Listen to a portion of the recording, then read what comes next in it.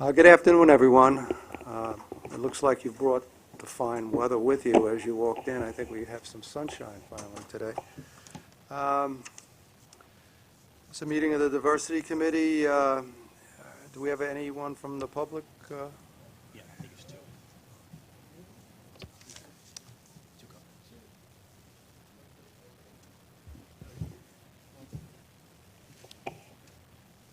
Welcome. Hi. Hi. Good afternoon. I know you've been meeting for quite some time today, so I'll keep my comments brief. My name is Colleen Moulter, and I'm the founder and owner of QED National. QED is an IT services firm, and we do business with the MTA. We have an MTA all-agency IT staffing contract, and we've had that contract for a few years, and recently we believe that we're almost close to getting it again, but I won't speak about that. I will tell you that working with the MTA, it's been a delight, and I understand that this particular committee, the Diversity Committee, has been very effective in running wonderful programs and coming up with ways in which the MTA can reach out to the community and find new MWBEs to work with. And I just want to highlight something, because I do come from IT, not construction. I do want to highlight that the new contract that the MTA has come out with, the discretionary IT services contract, the one that focuses just on MWBEs and IT, and it's not just staffing, it's staffing and project-based work as well, is really creative. And it's really going to open up the door and allow for smaller, unheard of firms to come into the to come into the MTA with a lot of creative ideas, new products, new services, and I really thank you all for being creative in that way and opening the door to this community. So I would like to first thank and say thank you to the chairman, Mr. Malloy, and the other board members. Thank you very much for passing that and doing what you do, and also for allowing this community here to do what they do in the outreach. We have, of course, the Chief Diversity Officer, Michael. Michael Garner is really known not just in the inside here for what he does and what you see in this room, but on the outside as well. And his group under Zenaida, and I don't know if Zenaida is here, Chapey and her team and a number of people that are in the room that work day in and day out on the outreach programs and working hard to train and to bring the MWBEs along. I want to say thank you. So that's it for today. Enjoy the rest of your meeting. Thank you.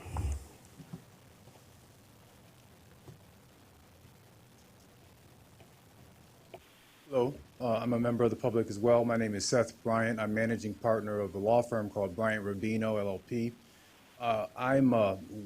Our firm is one of four bond counsel for MTA. We were very fortunate in June to be named as such, and it's been a real privilege and a great experience. We've closed near 9 or 10 deals since being appointed, and the program we find, and I think our co-counsel as bond counsel find, is working very well. So I'd like to thank Chairman Malloy, Vice Chairman Ferrer, the other members as well, and certainly Michael Garner for the support. Without these kinds of opportunities, firms like mine, which has been around for 7 years, we do work with a number of authorities, would not really get our foot in the door. So I just want to thank you for that, and that's the purpose of my being here. Take care. And thank you.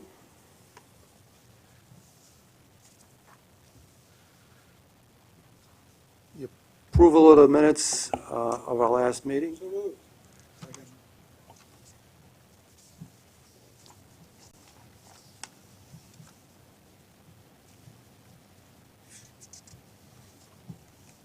Michael, would you lead us in the next Yes, definitely. piece? 9, the 2015 Diversity Committee work plan.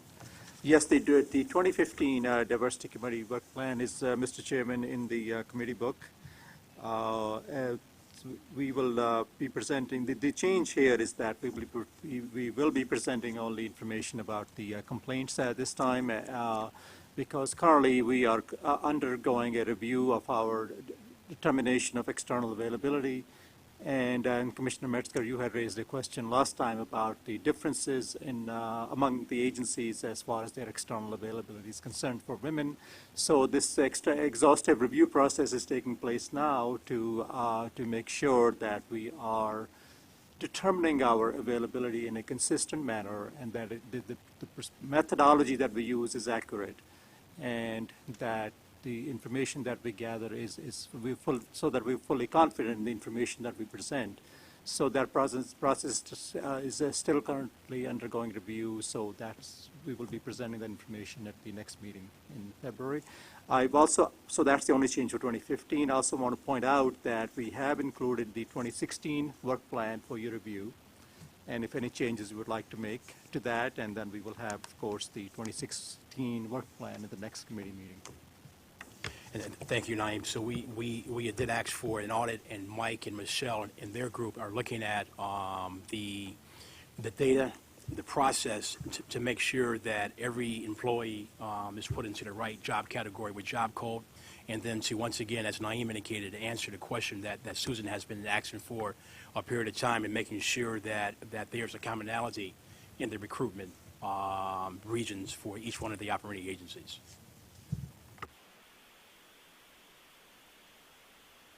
MWDBE outreach initiatives, George Lanos. Yes. Good afternoon. George Llanos, Manager, Business and Diversity Initiatives Unit. The Business and Diversity Initiatives Unit hosted or participated in 12 events during this last quarter. The events are listed in the slide. One in which I would like to point out and deserves recognition is the 5th Annual New York State MWBE Forum Conference, the largest MW event in the country, and is also associated with the Governor Cuomo's Office of Economic Development. All 96 New York State authorities were in attendance. In total, there were over 2,000 participants, and of those, 1,800 were MWBEs. The MTA had 45 staff in attendance, representing all operating agencies. It was quite a successful event in which we look forward to participating again next year. Thank you, George. Next is the DBE certification by Ron McCune. Thank you. In 2015, for the month of July, we had 10, August 9, 13, a total of 32 firms' applications that were received. In comparison to the other quarters, we're still very much in line with what happens in previous years. As it pertains to new applications, we had 15 certified, 0 denied, 15 returned, and 5 withdrawn, total of 35, which is still very much in line with what we did in 2014 and a little bit from 2013. Thank you, Ron. Thank you, Ron. Naeem, EEO and Title VI complaints and resolution review. Yes, starting on page 23 of the book, Mr. Chairman, we have a description of the number of complaints which were handled by the MTA agencies. Beg your pardon. Page 23 starts with the complaints for EEO and Title VI complaint numbers. This covers the three quarters of 2015, January through September. And there were a total of 448 complaints, 219 external and 229 internal complaints. For the external complaints, most frequent basis for the complaints were disability and race, color discrimination and other types of miscellaneous discrimination. For the internal complaints, most allegations concern sexual harassment, race, color discrimination, and other types of discrimination. We have also a number of complaints being reported for Title VI for the same reporting period, January through September. And there were 136 Title VI complaints, and most frequently they cited race discrimination as the basis for the complaint. The pages that follow has a breakdown of the complaints by agency, as well as a disposition of those complaints starting on page 26. And continuing on to page 29, the dispositions as well as the resolutions of the complaints. Thank you, Naeem. George on the Small Business Mentoring Program. Good afternoon. Next slide. Okay. This slide here provides you a list of the different counties that we serve. Outreach continue to focus on all the counties that the MTA services. Next slide. We currently have 201 pre-qualified firms, and you can see the breakdown. Next slide. Currently, we have 41 pending applications, and again, you can see the breakdown of the different tier, as well as the federal program, and the breakdown of the number of pending applications. Since the inception of the program until the 30th of September, we have awarded 215 contracts, totaling $195 million. Next slide. Our loan program, over the last 5 years, we have had 61 loans totaling a little over $8 million with 0 defaults. These next 3 slides basically shows firms that have received contract based on their ethnicity and gender. Focusing our marketing efforts, we're going to be targeting a broader pool of emerging firms, including Blacks, Hispanic, and Asian Pacific. And there's obviously, there's a lot of room to grow, and we have put together an action plan. We're going to be targeting ethnic trade groups and association, including Blacks and Hispanic and Asian Pacific. We're also going to be advertising in ethnic groups in newspaper, journals, and periodicals. And we're also going to be reviewing our pre-qualification and financial assessment process.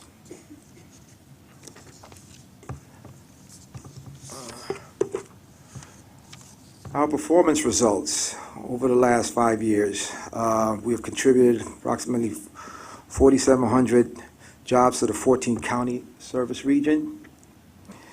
We've also, for the small business program, business opportunities, the programs through year 1 through 5, we've provided 215 bid solicitation, more than 1,075 bidding opportunities. Our training program, since the inception, we have had 278 firms participated in the program. And this fall class, we average class size was 50. I also want to note in our Tier 2 program, while it's not on the screen there, our bond program has been very successful. Lachey Construction was awarded a $2.6 million contract, and Andrew Simmons secured a security bond of $3 million for this award. And this was for our Tier 2 program. With our training class, just wanted to bring this up. Currently we have 13. We started out with 10, and we have expanded our course catalog. And we added three additional classes. They are prevailing wages, how to be a prime contractor, and navigating the MTA contracts and MWB compliance.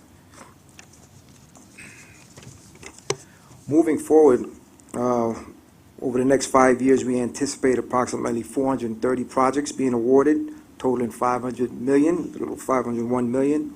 And as a result of those contracts, 12,000 jobs will be created in the MWB community. Moving forward, our next step is our continuing recruitment efforts, contractors recruitment efforts. And as I mentioned before, we're going to be marketing our recruiting efforts through the ethnic trade groups and association. We're going to be advertising again in ethnic group media outlets. And we're also going to be sending out 2 new RFP, construction management, as well as our loan program. And we're scheduled to have those RFP out on the street by the middle of January. And that's it. Just a question. I just noticed I guess I'll raise it as a question. Well, what are we doing to increase the numbers that relate to the Hispanic community? They're low in what we do. They're low in what other things we look at. And I even look at the distribution of where these contracts are going. As an old Brooklyn boy, I see 33, which is not a bad number. And Queens has got 45 in terms of pre-qualified firms. In the Bronx, it has 9. Is there something we can or should be doing to approach some of this in a different way so that we can increase the Hispanic participation in what we're doing here? So in moving forward, as George indicated, we're going to do a more effective job in outreach and recruitment. So, for example, in the first quarter of next year, we're meeting with Sobro and meeting with other trade associations throughout the whole entire city. We're also circling back around to Farmingdale. They have a small business resource center there in which we're going to be doing a outreach specifically for this program.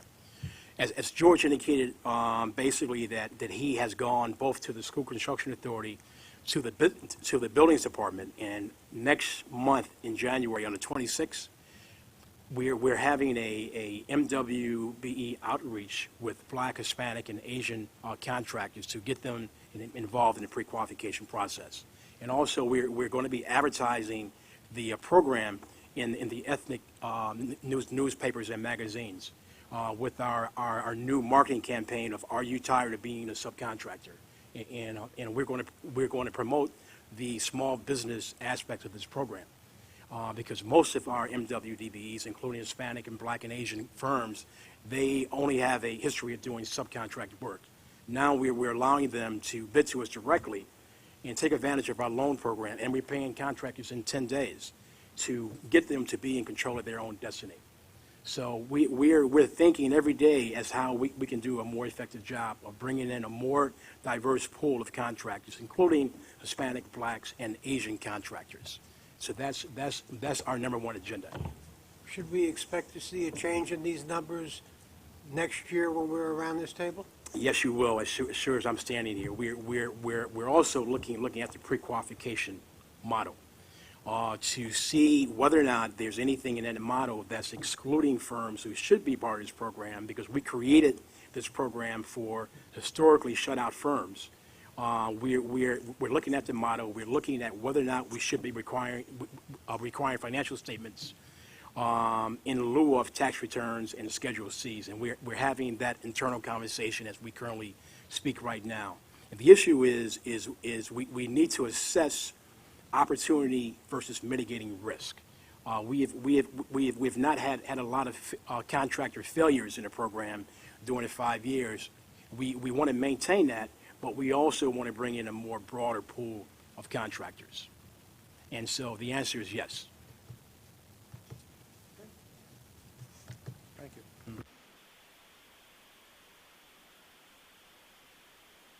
And I want to just thank, we got approval for our small business federal program.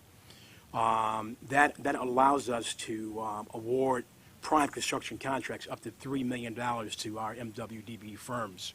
The seed money for that program came from Barry Kluger, who basically, his office in operation basically gave us the startup money for that to create the federal small business program, which once again is allowing us to award prime construction contracts up to $3 million for those firms who are pre-qualified in the program.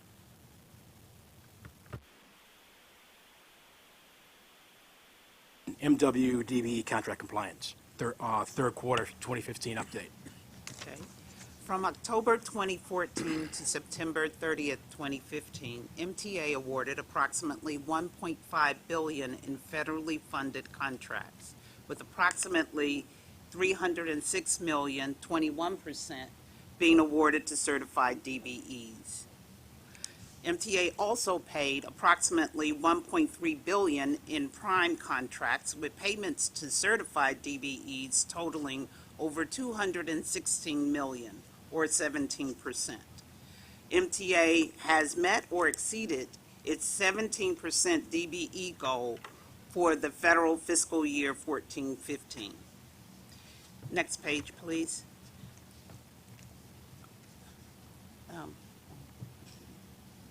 Could we go back to page 47? Thank you.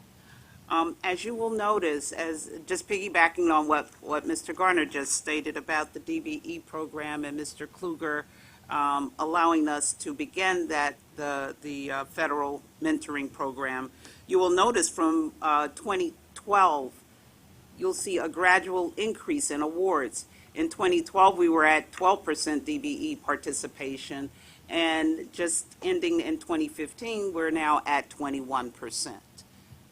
That's for awards. Next page, please. For payments, you will notice that we started in 2012 at 13%, and we're currently at 17%. Next page. From April 2015 to September 2015, MTA awarded approximately $962 million to MWBEs. In prime contracts, with approximately $74 million or 8% being awarded to certified MWBEs. MTA paid approximately $605 million in prime contracts, with payments to certified MWBEs totaling over $143 million or 24%. MTA is slightly below the 30% MWBE goal. But we would like for you to keep in mind that the 30% goal was established in April of 2015. So we are moving toward meeting the goal.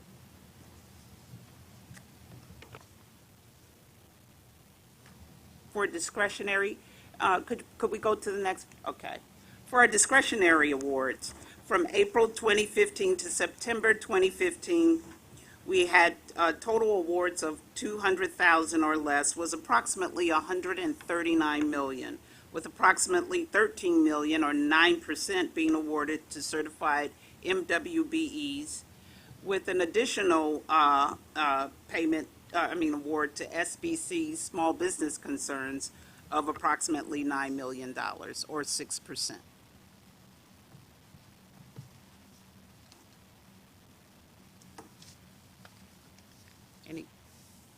Okay, let's go back to page 53, please. Okay. Total awards between April 2015 and September 2015 totaled over $539 million, with approximately $32 million or 6% being awarded to certified MWBEs. Thanks, Gwen. A couple of comments here. So on pages 53 and 54, we're circling back around to the agencies to come up with some more creative strategies in which is going to allow them to award more contracts in this area. Because 6%, there needs to be vast improvement. And so we're having these conversations. We got to come up with some more strategies in order to increase the 6% to a higher number. Also, let me talk about some of the points that we are going to be making to the audit committee with respect to our site visits and our closeouts. So by the time we come back in January, we would have closed out approximately, I would say, about 1,000 plus contracts. Also, every manager is now required to conduct at least 8 site visits per month, so we are averaging about 50 site visits per month right now. So we will be further talking about that at the audit committee in January.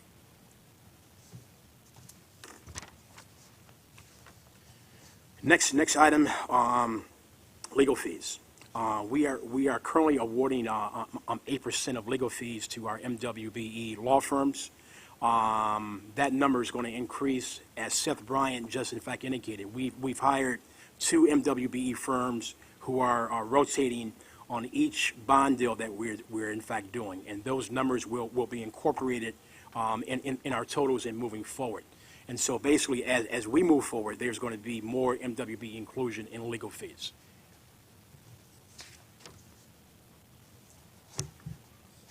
Next page.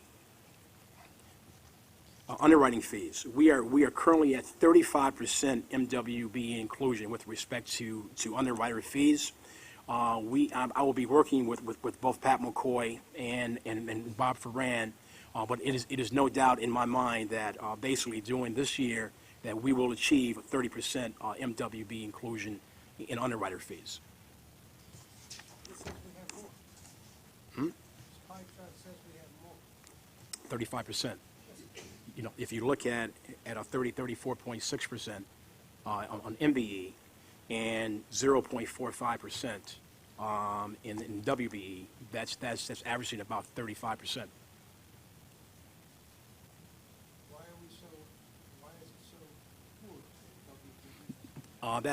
That's a conversation. I think that part of the challenge is that there is a limited pool of WBEs in the syndicate. And so my conversation with both is that we're going to do more to expose the WBE firms into the rotation. And so basically, yes, on one side, we're doing outstanding. On the second side, there needs to be improvement. But it is no doubt in my mind that with Pat McCoy and Bob Ferran, that basically that will be resolved.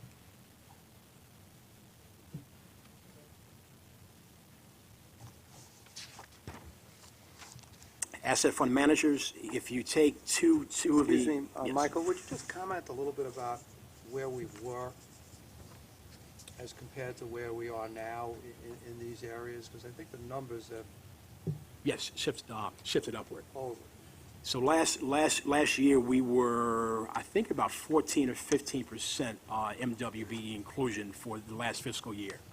And now we're at 35%.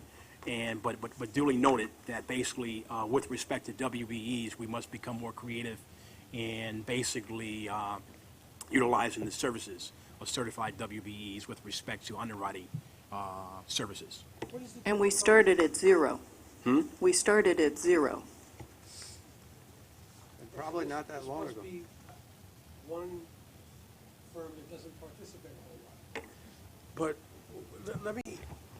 let me press the point then. What are our difficulties in finding New York firms that are WBEs and getting them to apply? Is it hard? Is it impossible? Are there none? I will circle back around to get the actual reasons. I think part of the problem is that in the current syndicate that was yielded due to the RFP process, that there were a limited number of WBEs. That's what I think. I'm not sure, but I would be better able and suited to answer your question at the next diversity committee meeting, or I will send you an email after having a conversation with both Bob and Pat. Great. With respect to the assets of fund manager, we are currently at 10% MWBE inclusion. We're doing fantastic on one side of the equation. On the other side of the equation, where the bulk of our asset funds are, we're doing zero. And I will be having, once again, a conversation with Bob Ferran and others to see if we can come up with some kind of, as the city controller and the state controller has, they have emerging fund program in which a lot of the MWBE smaller firms are giving smaller assets to manage. And so it's called an emergency management fund, managers fund. And so basically, there needs to be a conversation here as to whether or not that concept would in fact work. And so basically, I will circle back around once again at our next meeting after having that conversation to see whether or not that program would be a good fit here.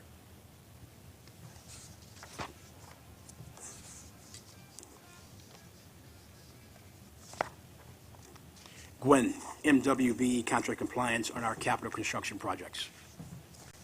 DBE participation on the capital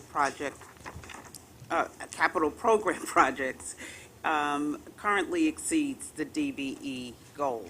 We're currently at 21%, and as you know, MTA's DBE goal is 17%. Next page, please. MWBE participation on state-funded contracts, capital contracts, during the same period is at 27% and growing. We're 16% MBE and 11% WBE, which is below MTA's 30% MWBE goal. But again, as you know, the goal was just established in April of 2015. Great. Naeem? Mr. Chairman, each year at this time, we ask the committee to review the Diversity Committee Charter. This year, we have the charter on pages 67, 68, and 69. No changes are being recommended. Thank you. Duly noted, I will follow back up with the WBE legal fees and also the emerging manager program here at the MTA.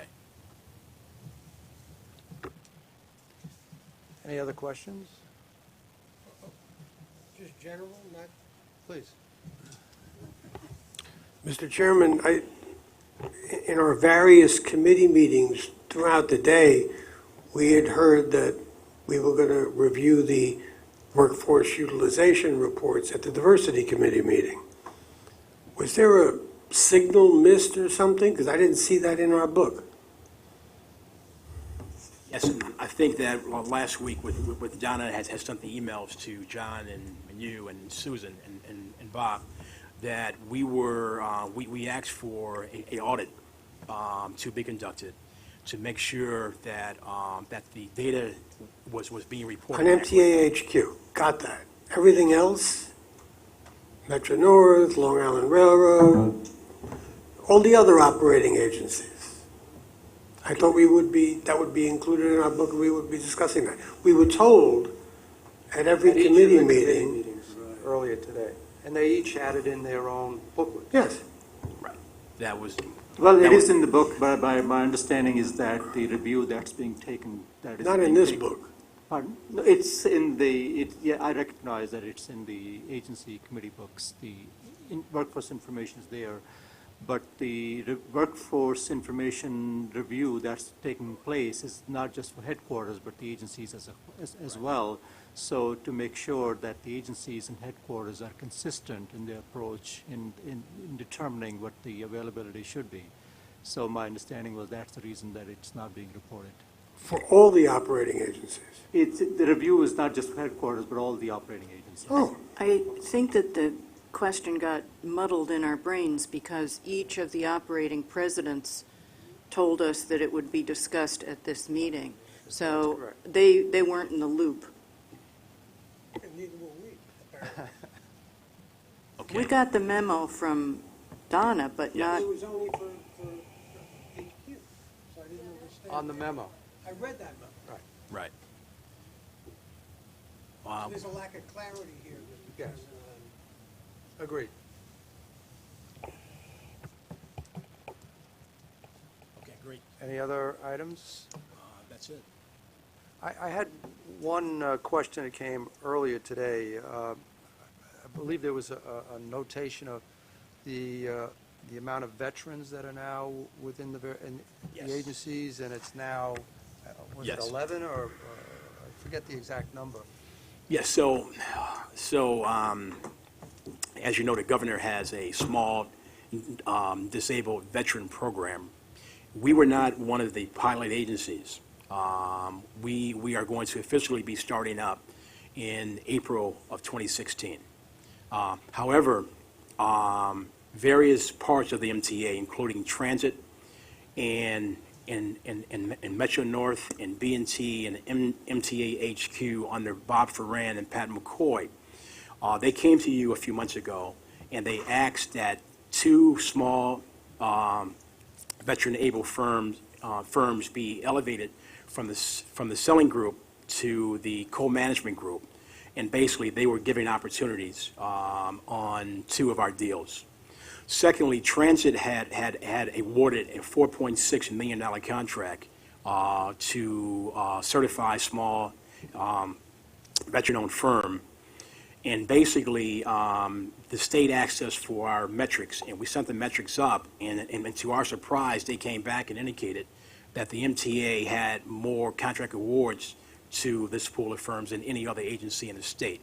And we were not one of the pilot agencies. And so they asked us to keep doing it and basically thanked us, and they will be reporting those numbers to the governor's office. And in addition to that, Metro North today reported on its new hires through the year, and it made a significant outreach to veterans, and those are the numbers you're thinking of, John? It seems to be a very good source for employees for the operating agencies. And a question came to me from one of the board members regarding veterans, and the question really was, for those that come on as employees, would it be possible for us to include that as a listing so we can actually follow what the progress is in hiring veterans as part of what we do? Okay, let me circle back around to HQ and see if we can come up timely with those metrics as well.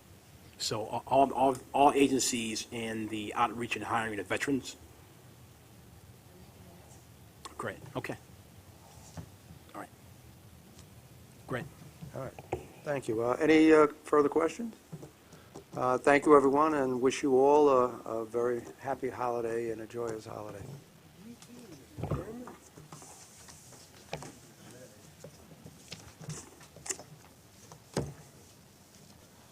It's pretty close to the time I got up